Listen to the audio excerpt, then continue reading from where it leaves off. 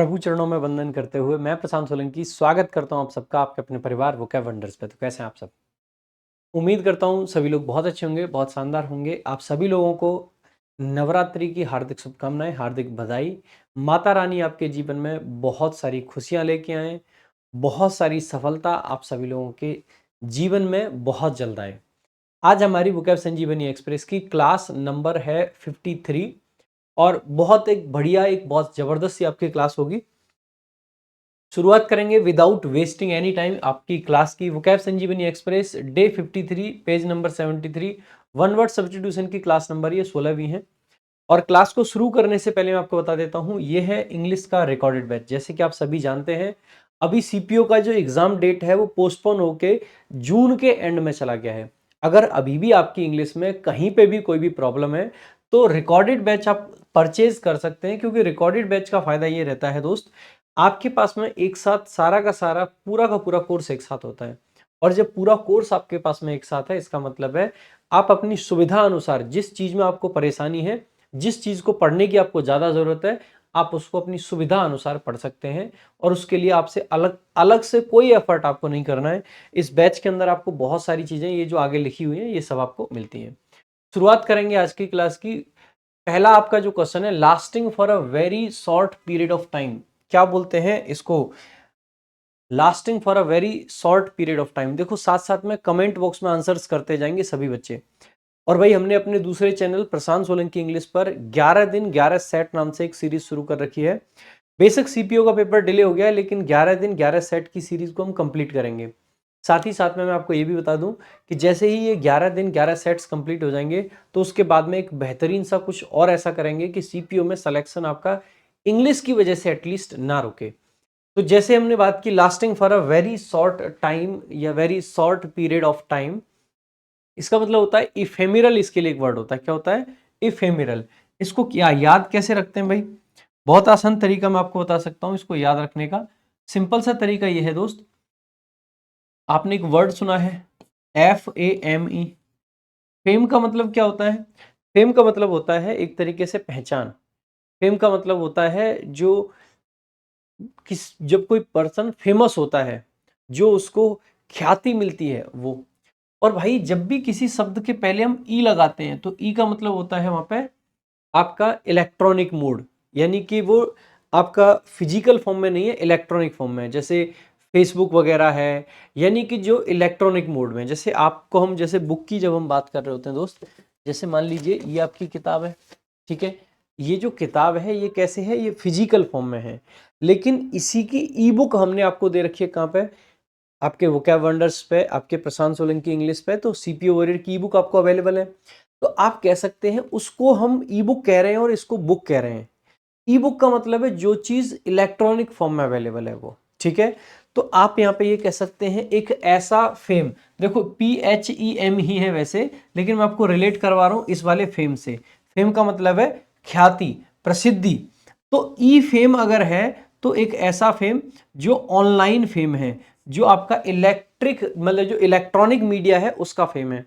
यानी कि वैसे लोग नहीं जानते, लेकिन इलेक्ट्रॉनिक मीडिया पे यानी सोशल मीडिया पे बहुत लोग जानते हैं। और जैसे ई बुक है भाई, अगर जैसे सीपीओ वॉरियर की आपकी किताब है, आपके पास में अगर ये किताब है तो आप क्या कर सकते हो? सीपीओ वॉरियर की किताब आपके पास रहेगी, आप रोज पढ़ो, इसमें मार्क कर लो, इसमें कुछ भी कर लो, किताब आपके पास से कहीं जाने वाली है? कहीं नहीं जाने वाली। लेकिन ये जो ई बुक होती है, ई बुक का क्या हो सकता है? आपने पीडीएफ में दो चार चीजें मार्क की, किसी दिन गलती से आपका ई बुक मतलब डिलीट हो गया, तो ऐसे केस में क्या होगा? ई बुक अगर डिलीट हो गया है तो इसका मतलब है कि आपको दिक्कत रहेगी, ठीक है। अगर ई बुक आपका डिलीट हो गया है तो तुरंत से भाग जाता है। तो इफेमेरल आपका क्या हो जाएगा? ई फेम, यानी कि ऐसा फेम जो बहुत शॉर्ट टाइम चले। तो ई फेम यानी कि ऐसा फेम जो बहुत शॉर्ट टाइम चले, तो वहीं से आप याद रख सकते हैं ई फेमेरल। ई फेमेरल का मतलब हो जाएगा एक ऐसा फेम जो बहुत शॉर्ट टाइम के लिए चले, जो बहुत कम समय के लिए चले, तो उसको ई फेम कह देते हैं हम, ठीक है। उसको क्या बोल देते हैं? ई फेम, यानी कि इफेमेरल। इफेमेरल का मतलब क्या हो गया? याद हो जाएगा, अल्पकालिक या कम समय के लिए चलने वाला। अल्पकालिक या कम समय। ये फ्यूनरल से आप चाहें तो ऐसे भी याद रख सकते थे। देखो जैसे फ्यूनरल होता है, फ्यूनरल का मतलब होता है भाई जो आपका अंतिम संस्कार होता है। अब आप जानते हैं अंतिम संस्कार 2-3 तरीके से होता है, ठीक है? एक तो फ्यूनरल आपका जब किसी की डेड बॉडी को मतलब जैसे जो हिंदुइज़्म में होता है कि प्रॉपर उसको जब जलाया जाता है तो काफ़ी टाइम तक उसको उसमें आग जली रहती है। लेकिन एक होता है इलेक्ट्रिक, इलेक्ट्रिक का मतलब क्या होता है, जब किसी आदमी की डेथ हो जाती है तो उसको जैसे हॉस्पिटल में ले जाते हैं, एक बॉक्स में बंद करते हैं, इलेक्ट्रिक करंट से मतलब इलेक्ट्रिसिटी के द्वारा उसकी बॉडी को जला दिया जाता है। तो वो तुरंत एकदम से राख हो जाती है। तो जो इलेक्ट्रिक फ्यूनरल होता है, जो इलेक्ट्रिक फ्यूनरल होता है, जो बिजली वाला होता है, जो हॉस्पिटल्स वगैरह में यूज़ करते हैं, वो ऐसा होता है कि फटाक से खत्म। सो इलेक्ट्रिक जो फ्यूनरल है वो बहुत शॉर्ट टाइम चलता है, बहुत कम समय के लिए चलता है। तो इलेक्ट्रिक फ्यूनरल बहुत कम समय के लिए चलता है, तो इसको इलेक्ट्रिक फ्यूनरल से भी याद रख सकते हैं। बाकी ई फेम से भी मैंने आपको बता दिया है, जैसे आप चाहें वैसे याद रख सकते हैं, आसान वर्ड है, आप अपने हिसाब से याद रख लेना। अगला वर्ड देखेंगे भाई, स्ट्रॉन्ग टेस्ट और लाइकिंग फॉर समथिंग, यानी किसी चीज के लिए एक स्ट्रॉन्ग लाइकिंग, लाइकिंग का मतलब है पसंद। किसी भी चीज को जब कोई एक स्पेशल तरीके से पसंद करता है या उसके लिए एक अलग टेस्ट रहता है तो उसको क्या बोलते हैं, उसको बोल देते हैं भाई पेंचेंट। क्या बोल देते हैं, पेंचेंट, पेंचेंट। अब आपने रिसेंटली देखा कि Amazon प्राइम वीडियो ने 2-3 सीरीज की अनाउंसमेंट करी। एक आपका क्या है, मिर्जापुर है, और एक आपका क्या है, पंचायत का सीजन 3 है, मिर्जापुर का भी सीजन 3 है। अब पता चलता है कि पंचायत जो मिर्जापुर का सीजन 3 है उसमें मुन्ना भैया तो है ही नहीं, यानी कि जो देविंदु हैं वो तो है ही नहीं। अगर मुन्ना भैया ही नहीं है तो जो मिर्जापुर सीजन 3 है उसका क्रेज यहां से और एकदम से खटाक से यहां गिर जाता है। तो लोगों का झुकाव किस तरफ हो गया, लोग जो मिर्जापुर देखना चाह रहे थे उन लोगों का भी झुकाव चला जाता है किसकी तरफ, पंचायत की तरफ। पंचायत सीजन 3 की तरफ झुकाव। तो इसको ऐसे ही याद रखेंगे, पेंचेंट का मतलब पंचायत, पेंचेंट का मतलब पंचायत, इसको यहां से आप कनेक्ट करके याद रख सकते हैं। सो पेंचेंट मतलब पंचायत, पेंचेंट मतलब पंचायत, यानी कि पंचायत की तरफ लोगों का क्या है, झुकाव है। पंचायत की तरफ क्या है, झुकाव ज्यादा है, पंचायत की तरफ क्या है, झुकाव ज्यादा है। आगे देखेंगे, an area where animals are slaughtered for the market, वो जगह जहां पे एनिमल्स को मार्केट के लिए, बाजार के लिए स्लॉटर किया जाता है। स्लॉटर करने का मतलब होता है भाई उनको मारा जाता है, काटा जाता है। देखो एक तो इसके लिए वर्ड हो जाएगा स्लॉटर हाउस, जिस जगह पर स्लॉटर किया जाए उसको क्या बोल देंगे, स्लॉटर हाउस। तो एक तो स्लॉटर हाउस बोल देते हैं। बाकी इसके लिए एक जो वर्ड होता है वो होता है एबिटर। ठीक है, क्या बोल देते हैं, एबिटर। क्या बोल देते हैं, एबिटर बोल देते हैं। कैसे याद रखोगे, देखो आपने एक वर्ड मैंने अभी रिसेंटली आपको पढ़ाया था, अबेट। क्या पढ़ाया था, अबेट। और अबेट का मतलब होता है किसी चीज को कम करना। क्या होता है, किसी चीज को कम करना। और अगर हम किसी चीज को कम कर रहे हैं, जैसे कि अगर एनिमल्स को मारा जा रहा है तो एनिमल्स को क्या किया जा रहा है, अबेट किया जा रहा है, कम किया जा रहा है। सो अबेट कर रहे हैं कहाँ पे, एनिमल्स को अबेट कर रहे हैं अबेटर में, अबेट कर रहे हैं एबिटर में, एबेट कर रहे हैं किसमें, एबिटर में। ठीक है, सो आप इसको एक तो इस तरीके से याद रख लोगे, अबेट का मतलब भी कम होता है और एबिटर का मतलब है कि वो जगह जहां पे एनिमल्स को कम किया जा रहा है, यानी कि मारा जा रहा है। दूसरा तरीका क्या हो सकता है, आप इस वर्ड को ऐसे ब्रेक करके देख सकते हो। ए दिख रहा है आपको, बैट दिख रहा है आपको, ठीक है, और यहाँ पे TOIR, ये 3 शब्दों में इसको बांट सकते हो। ठीक है, अब तो आप देखोगे एक बैट से टॉयर करना, यानी कि बैट से मारने को जो तैयार है, बैट से मारना। टॉयर को आप ऐसे समझ सकते हैं, टीयर, टीयर का मतलब होता है फाड़ना। एक बैट लेके अगर किसी को फाड़ दिया इसका मतलब उसको मार दिया। सो एबेटायर का मतलब आपको क्या हो जाएगा, एक बैट की मदद से किसी को फाड़ दिया यानी कि मार दिया। सो एबेटायर का मतलब वो जगह जहां पे लोगों मतलब एनिमल्स को मारा जाता है, बैट से मारा जाता है, ऐसे याद रख सकते हैं। तो 2 तरीके मैंने बता दिए, जैसे आप रखना चाहें। तो a bat is ready to kill, तो ऐसे याद रख सकते हैं। ठीक है, आगे देखेंगे। अगला आपका वर्ड है टू रेनोवेट और इम्प्रूव, किसी चीज को रेनोवेट करना या इम्प्रूव करना। इसके लिए आपके लिए एक वर्ड होता है रिवैम्प करना। जब हम किसी चीज को रिवैम्प कर रहे होते हैं इसका मतलब है हम उसको इम्प्रूव कर रहे हैं या रेनोवेट कर रहे हैं। कैसे याद रख सकते हैं, देखो एक तरीका तो ये हो सकता है कि आप इसको रीलैम्प याद रख लें। क्या याद रख लें भाई, री लैम्प। री लैम्प का मतलब, देखो लैम्प हम जब चीज कहीं पर कुछ जला रहे होते हैं तो जैसे डेकोरेशन अगर रूम में करनी है तो रूम में लैंप जला के डेकोरेशन करते हैं। आजकल आपने देखा होगा रेस्टोरेंट वगैरह में हम लोग जाते हैं तो वहां पे आप देखोगे कि लैंप वगैरह लगा रखे होते हैं, इलेक्ट्रिक लैंप लगा रखे हैं आजकल। मतलब पुराने जो दीपक टाइप के लैंप थे वो तो नहीं है आजकल, लेकिन इलेक्ट्रिक लैंप है जिनको जलाया जाता है और जला के उनमें लाइट से मतलब इस तरीके से डेकोरेशन बढ़ाई जाती है। तो आप पाओगे रिवैम्प करना यानी कि रीलैम्प करना, यानी कि जो पुराने टाइम के लैंप थे उनका फिर से प्रयोग करना। रीलैम्प करके क्या करते हैं, रेनोवेट करते हैं या जो हालत है वहाँ की इंप्रूव करते हैं। तो इस तरीके से आप इसको याद रख सकते हो। अगला वर्ड देखेंगे, to take and use the thoughts. किसी के, टू टेक का मतलब होता है लेना, एंड यूज का मतलब है प्रयोग करना। और क्या प्रयोग कर रहे हैं, थॉट्स को या किसी के इन्वेंशंस को of another person as one's own, यानी कि उनको लेके खुद से यूज कर रहे हैं। यानी कि देखा जाए तो थॉट्स की चोरी कर रहे हैं, विचारों की चोरी। जो विचारों की चोरी होती है इसके लिए एक बढ़िया वर्ड होता है, वो होता है प्लेगरिज्म। लेकिन यहाँ पे प्लेगरिज्म नहीं लिखेंगे क्योंकि यहाँ पे वर्ब फॉर्म में पूछा गया है। नाउन होता है प्लेगरिज्म, इसकी वर्ब फॉर्म हो जाएगी प्लेगराइज। क्या हो जाएगी भाई, सो प्लेगराइज। प्लेगराइज आपकी वर्ब है, इसी की जो नाउन फॉर्म होती है दैट इज प्लेगरिज्म। क्या हो जाती है, प्लेगरिज्म इसका नाउन फॉर्म होता है। इसका मतलब होता है जो वर्ड्स हैं उनकी चोरी, वर्ड्स की चोरी करना, वर्ड्स की चोरी करना, शब्दों की चोरी करना बेसिकली, ठीक है। या मतलब वर्ड्स की चोरी नहीं, थॉट्स की चोरी, माफ कीजिएगा, थॉट्स की चोरी करना, विचारों की जो चोरी होती है वो कहलाता है प्लेगरिज्म। आसान वर्ड है, ट्रिक की जरूरत नहीं पड़ेगी। आगे देखेंगे, एन ओमिशन ऑफ ड्यूटी।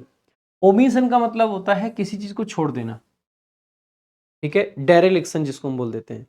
तो dereliction of duty, dereliction of duty, dereliction of duty को बोला जाता है डिलीक्वेंसी। क्या बोला जाता है मेरे भाई, डिलीक्वेंसी। तो ओमिशन ऑफ ड्यूटी या डेरेलिक्शन ऑफ ड्यूटी। तो डेरेलिक्शन ऑफ ड्यूटी, डेरेलिक्शन या फिर ओमिशन ऑफ ड्यूटी, इसको बोला जाता है क्या, डिलीक्वेंसी। डिलीक्वेंसी क्या बोला जाता है, डिलीक्वेंसी। क्या बोला जाता है, डिलीक्वेंसी। कैसे याद रखेंगे, देखो वैसे तो आसान वर्ड है, बाकी आप ऐसे याद रख सकते हैं, डेली। डेली का मतलब है प्रतिदिन, प्रतिदिन। या फिर डेली को आप कनेक्ट कर सकते हैं मतलब दिल्ली से, दिल्ली से। और क्वेंसी को आप सीक्वेंसी से याद रख सकते हैं, सीक्वेंस। अगर कोई चीज डेली सीक्वेंस में करनी हो आपको तो उसमें आपको क्या हो जाता है, अक्सर करके मतलब गलती कर ही देते हो। कोई काम अगर आपको डेली डेली एक सीक्वेंस में करना हो, डेली और सीक्वेंसी, डेली और सीक्वेंस, तो इसको आप कैसे याद रखेंगे, डेली, ठीक है, और सीक्वेंस। डेली का अगर सीक्वेंस किसी चीज का हो तो अक्सर करके उसमें क्या हो जाती है, गलती हो जाती है। हमने सीक्वेंस बना लिया, ये करेंगे, ये करेंगे, फिर गड़बड़ हो गई। तो डेली डेली का जो सीक्वेंस है उसमें कहीं ना कहीं कोई ना कोई गड़बड़ हो ही जाती है। उसी को बोल देते हैं क्या, basically an omission of duty, यानी कि डिलीक्वेंसी। क्या बोल देते हैं, डिलीक्वेंसी। तो दिल्ली में सीक्वेंस से अपराध बढ़ रहा है, इसको आप याद रखना चाहें याद रख सकते हैं, ना याद रखना चाहें ना रखें, ज्यादा फर्क नहीं पड़ेगा, ठीक है। अगले वर्ड की तरफ चलेंगे भाई, ठीक है। नेक्स्ट देखेंगे, the art of beautiful hand writing. ये आसान वर्ड है, बहुत बार आपके एग्जाम में पूछा भी गया, मैं पहले भी बहुत बार इसको पढ़ा चुका हूं, ठीक है। जल्दी जल्दी बताएंगे क्या होगा इसका करेक्ट आंसर।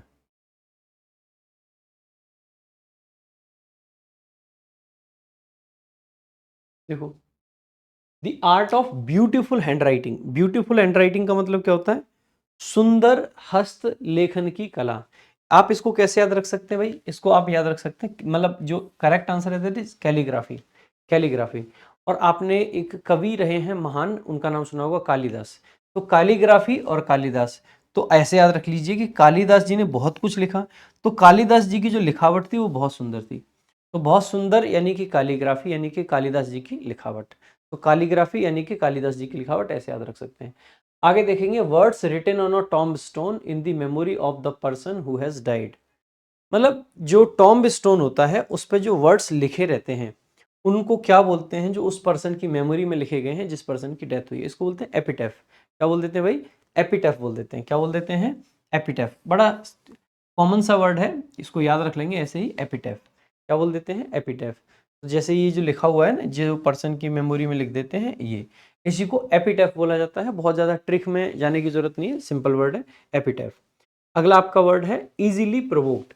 ऐसा व्यक्ति जिसको प्रोवोक किया जा सकता है, प्रोवोक किया जा सकता है यानी कि उकसाया जा सकता है, जिसको उकसाना आसान है, ठीक है। सो इसके लिए एक वर्ड होता है इरेस्केबल। क्या होता है, इरेस्केबल। इरेस्केबल का मतलब क्या हो जाता है, इरेसिबल, ठीक है। इरेसिबल का मतलब क्या हो जाएगा? इरेसिबल का मतलब हो जाएगा लाइक कोई व्यक्ति जो बड़ा चिड़चिड़ा है, जो बड़ा चिड़चिड़ा है। तो इरेसिबल का मतलब हो जाएगा जिसको आसानी से इरिटेट किया जा सके, जिसको आसानी से इरिटेट। सो इरिटेट में भी आई आर है और इरेसिबल में भी आई आर है, तो इसको इस तरीके से आप आई आर से रिलेट करके याद रख लेंगे। आगे देखेंगे, अगला आपका वर्ड जो क्वेश्चन है that is a person who loves and collects book. व्यक्ति जो बुक्स को प्यार करता है और बुक कलेक्ट करता है, इसको क्या बोल देते हैं? बहुत सिंपल वर्ड होता है इसके लिए, इसको बोलते हैं बिब्लियोफाइल। बिब्लियो का मतलब होता है बुक्स और फाइल का मतलब होता है लवर। तो बुक्स का लवर जो होता है उसी को बोल देते हैं बिब्लियोफाइल। तो बिब्लियो यानी कि बुक्स और फाइल यानी कि लवर। सिंपल वर्ड है, आसानी से याद रख सकते हैं, 2 बार कमेंट बॉक्स में लिख देंगे, याद हो जाएगा। आगे देखेंगे, अगला आपका वर्ड है the activity of writing dictionary. Dictionary लिखने को क्या बोलते हैं? देखो, इसको बोला जाता है लेक्सिकोग्राफी। लेक्सिकोग्राफी सिंपल वर्ड है। अगेन, लेक्सिको का मतलब क्या होता है? लेक्सिको का मतलब होता है डिक्शनरी से, और ग्राफी का मतलब होता है लिखने से। तो डिक्शनरी लिखने की कला। सो शब्दकोश लिखने वाला नहीं होगा, शब्दकोश लिखने की कला, ठीक है, लेक्सिकोग्राफी कहलाती है। आगे देखेंगे, ठीक है, a word that has the same और नियरली द सेम लैंग्वेज। कोई शब्द जो जिसकी लैंग्वेज जो है वो लगभग सेम है या फिर एग्जैक्टली सेम है, उसको क्या बोलेंगे? दैट हैज द सेम और नियरली द सेम लैंग्वेज, क्या बोलेंगे उसको? लैंग्वेज कह सकते हैं या मीनिंग कह सकते हैं यार? मीनिंग आई गेस ज्यादा सही रहेगा यहाँ पे। तो एक वर्ड, मतलब word that has the same और nearly the same language meaning, इसको सिनोनिम बोल देंगे, समानार्थी, जो किसी के समान अर्थ वाला, मीनिंग वाला ज्यादा सही है यहाँ पे, ठीक है। So synonyms. आगे देखेंगे, अगला आपका क्वेश्चन है a number of fishes getting caught at the same time. यानी कि एक साथ जो कई सारी मछलियां पकड़ी जाती हैं उनको क्या बोल देते हैं? एक साथ पकड़ी गई मछलियों की संख्या को क्या बोल देते हैं? इसको बोला जाता है भाई हॉल। क्या बोला जाता है? हॉल। इसके लिए 3 वर्ड होते हैं, 3-4 वर्ड।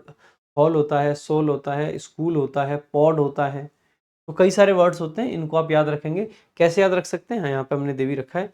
देखो भाई, हॉल हो गया, सोल हो गया, स्कूल हो गया और पॉड हो गया, ये चारों शब्दों को ध्यान देंगे। इन सभी वर्ड्स का मीनिंग ग्रुप ऑफ फिश होता है, मगर इनमें थोड़ा थोड़ा अंतर होता है। जब एक ही प्रजाति यानी एक ही स्पेसीज की फिश एक साथ स्विम करती हैं, इस ग्रुप को स्कूल कहते हैं। स्कूल का मतलब है एक तरीके की मछली, एक ही प्रजाति की मछली एक साथ स्विम कर रही हो। जब अलग अलग स्पेसीज की फिश एक साथ स्विम करती हैं तो इस ग्रुप को सोल कहते हैं, SHOAL। ठीक है, क्या कहते हैं? SHOAL। फिश के साथ साथ अगर अदर मरीन मैमल्स यानी समुद्री जंतु जैसे डॉल्फिन, सील्स, ये भी अगर स्विम करें तो इनके ग्रुप को पॉड कहा जाता है। तो अगर दूसरे एनिमल्स भी आ गए तो पॉड हो गया। एक साथ एक जाल में पकड़ी गई मछलियों के ग्रुप को हॉल कहते हैं, जो कि यहाँ पे हमने दे रखा है ऊपर। तो इस प्रकार से आप इसको याद रखेंगे कि सोल में, हॉल में, स्कूल में, पॉड में, इन सब में क्या फर्क होता है। आगे देखेंगे, अगला आपका क्वेश्चन है someone who has come to a different country from his own country for settling. Settle होने के लिए एक कंट्री में आया है, जो आया है यानी कि आई वाला इमिग्रेंट इसका करेक्ट आंसर हो जाएगा, ध्यान रखेंगे। आई वाला immigrant, so immigrant is the correct answer, आपको बताया भी है। ई वाला इमिग्रेंट वो जो हमारे देश से किसी दूसरे देश गया है सेटल होने के लिए। आई वाला इमिग्रेंट वो जो दूसरे देश से हमारे देश में आया है सेटल होने के लिए। A state of odd admiration and respect. A state of odd admiration का देखो, ये ऑ क्या मतलब क्या होता है? जैसे हमारे होता है ना, जब किसी चीज को हमने देखा तो हम सरप्राइज में एकदम मुंह से निकला ओ वाह, है ना, वो वाला सेंस है। So odd admiration and respect का मतलब क्या हो जाएगा? बेसिकली इसको बोलते हैं वंडरमेंट। देखो, वंडर का मतलब भी आप सभी जानते हैं सरप्राइज। वंडर का मतलब अगर सरप्राइज है तो वंडरमेंट का मतलब क्या हो गया? हैरत। हैरत, तो वंडरमेंट आपका करेक्ट आंसर हो जाएगा, ठीक है। आगे देखेंगे, able to eat both plants and flesh. जो प्लांट्स भी खा लेते हैं और फ्लैश भी खा लेते हैं, यानी कि बेसिकली मांस और जो आपका शाकाहारी भोजन है वो दोनों खाने वाले।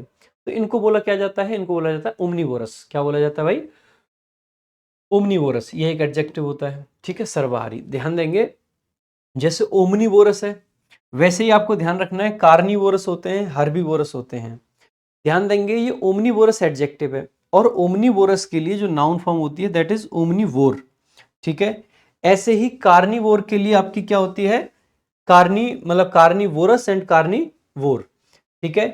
ऐसे ही आपका हर्बीवोरस के लिए क्या होता है, हर्बीवोर। ऐसे ही आपका इंसेक्टिवोरस के लिए क्या होता है, इंसेक्टिवोर। ये सभी आपके नाउन फॉर्म होते हैं इन सारे एडजेक्टिव के लिए। वोरस वाले शब्द एडजेक्टिव होंगे और वोर वाले शब्द आपके नाउन होते हैं, तो इस चीज का थोड़ा सा ध्यान रखेंगे। आगे देखेंगे, लुकिंग और साउंडिंग फॉरेन, बिजायर, स्ट्रेंज और अनफेमिलियर। जो फॉरेन है यानी कि दूसरे देश से। अब आप सभी को पता होना चाहिए, एक शब्द आपको होता है लैंड। लैंड का मतलब होता है जमीन, और आउट का मतलब होता है बाहर। जो बाहर की जमीन से हो यानी कि बाहर के देश से हो, उसी को क्या बोल देंगे, आउटलैंडिश बोल देंगे। सो आउटलैंडिश का मतलब क्या हो जाएगा, जो बाहर की देश से आया है, जो विदेश से आया है, जो एकदम अजीब लग रहा है, जो एकदम अनफेमिलियर लग रहा है, उसको आउटलैंडिश बोल देंगे। अ स्ट्रॉन्ग डिसलाइक और fear of people from other countries, दूसरे देश से जो लोग आते हैं उनका जो फियर होता है उसको क्या बोलते हैं, तो फियर ऑफ फॉरेनर्स को बोला जाता है जीनोफोबिया। क्या बोला जाता है भाई, जीनोफोबिया। क्या बोला जाता है, जीनोफोबिया। फोबिया का मतलब डर, डर होता है, और जीनो का मतलब ही होता है आपका विदेशी या जो अपरिचित हैं वो लोग। ठीक है, सो जीनोफोबिया ऐसे करके इसको याद रख लेंगे, जीनोफोबिया यानी कि ध्यान रखना जब एक्स से कोई शब्द शुरू होता है उसको ज की प्रोनाउंसिएशन आती है। और फोबिया का मतलब डर। फोबिया का मतलब क्या होता है, डर। फोबिया का मतलब क्या होता है, डर। फोबिया का मतलब डर। नेक्स्ट देखेंगे, a news article that reports the death of a person, किसी पर्सन की जो डेथ को रिपोर्ट करे उसको क्या बोलते हैं, ओबिचुअरी। क्या बोला जाता है, ओबिचुअरी बोला जाता है, इसको ओबिचुअरी बोला जाता है। कैसे याद रखेंगे, आप इसको ऐसे याद रख लेंगे, अब और चुरी। अब चुरी तोड़ने का समय आ गया। जैसे आपने गांव देहात में देखा होगा, जब किसी के पति की डेथ हो जाती है तो औरत जो है ऐसे करके चूड़ियां तोड़ देती हैं। तो ओबिचुअरी जब पढ़ती हैं तो अब क्या करती हैं, वो चुरी तोड़ देती हैं, अब चुरी तोड़ देती हैं। सो अब चूड़ी तोड़ने का समय आ गया है, चूड़ी तोड़ दो, क्योंकि किसी व्यक्ति क्या हो गई है, डेथ हो गई है। आगे देखेंगे, a pause between the acts of a play, यानी कि अगर कोई प्ले है, कोई मूवी है, इन दोनों के बीच में जो जो एक मतलब रुकावट होती है, ठीक है, जो पॉज होता है उसको क्या बोलते हैं, इसको बोला जाता है इंटरलूड। क्या बोला जाता है दोस्त, इंटरलूड। इंटर का मतलब होता है बीच में, और लूड का मतलब होता है रुकावट। ठीक है, ऐसे याद रख लेंगे, एंटर यानी बीच में, लूड यानी लूडो खेलने के लिए रुके। जैसे आजकल लूडो वगैरह के ऐड आते रहते हैं ना, वैसे ही। सो इंटरलूड यानी मध्यावकाश। ठीक है, तो जैसे ये सीएट टायर्स का ऐड आपको दिखाई दे रहा है, इंटरलूड। आगे देखेंगे, an instrument for detecting an earthquake. Earthquake के लिए आप सभी जानते हैं, बचपन से आपने पढ़ा होगा, सिस्मोग्राफ बोलते हैं इसको, है ना, सिस्मोग्राफ। सिंपल वर्ड है, बचपन से कई बार आपने पढ़ा होगा, भूकंप मापने के लिए इसको यूज करते हैं, सिस्मोग्राफ का। अगला वर्ड है to fall back. To fall back और sink again into a worse state after an improvement, यानी कि क्या होता है, आप पहले खराब कंडीशन में थे, फिर आप इंप्रूव करके अच्छे चले गए, और फिर आप और खराब कंडीशन में चले गए। तो यही है बेसिकली। ये पूछा गया कि क्या होता है ये, इसी को बोलते हैं रीलैप्स। लैप्स का मतलब क्या होता है, कमी, और री का मतलब फिर से। अगर आपकी चीज़ों में फिर से कमी आ जाए तो उसी को बोल देते हैं रीलैप्स होना। रीलैप्स होना, मान लीजिए कोलैप्स होना। Collapse, relapse, collapse, relapse. Collapse करना या रीलैप्स करना, कोलैप्स करना या फिर रीलैप्स करना, बेसिकली यही कहलाता है आपका सुधरने के बाद फिर से कंडीशन में खराबी आ जाए। भाई ये था आपका पूरा का पूरा आज की क्लास वन वर्ड्स की। आज थोड़ा सा आपको एनर्जी भी डाउन लग रही होगी, थोड़ा सा तबीयत डाउन चल रही है, इसीलिए आज दिन में क्लास भी नहीं ले पाया था मैं, अब रात को रिकॉर्डिंग कर रहा हूँ। ठीक है, बाकी भाई टाइप वाइज, लेवल वाइज हर तरीके की सीट्स के साथ में आपका ये वीओडी बैच अवेलेबल है, आप ले सकते हैं, खास करके सीपीओ वाले और सीजीएल वाले बच्चे जो अगले एग्जाम्स को टारगेट कर रहे हैं। बाकी ये हमारी वोकैब संजीवनी, कॉम्प्रिहेंशन क्रांति और सीपीओ वॉरियर, तीनों किताबें आपकी अमेजॉन, फ्लिपकार्ट और बुक स्किप, तीनों ही प्लेटफॉर्म्स पर अवेलेबल हैं, आप जाके ऑर्डर कर सकते हैं। ये हमारा इंस्टाग्राम आईडी है, ये हमारे टेलीग्राम चैनल्स हैं, इन दोनों को भी आप ज़रूर ज्वाइन करें। बाकी अगर आपको हमसे कुछ भी स्पेशल चाहिए कि सर आप ये वाली सीरीज़ लेके आई है या फिर ये वाली सीरीज़ लाइए, तो अगर ऐसा कुछ आप चाहते हैं तो आप बता सकते हैं कमेंट बॉक्स में, आपकी हर एक बात को सुना जाएगा। बाकी आज के लिए रखेंगे सिर्फ इतना ही, मिलेंगे अगली क्लास में। थैंक यू सो मच, जय हिंद, जय भारत।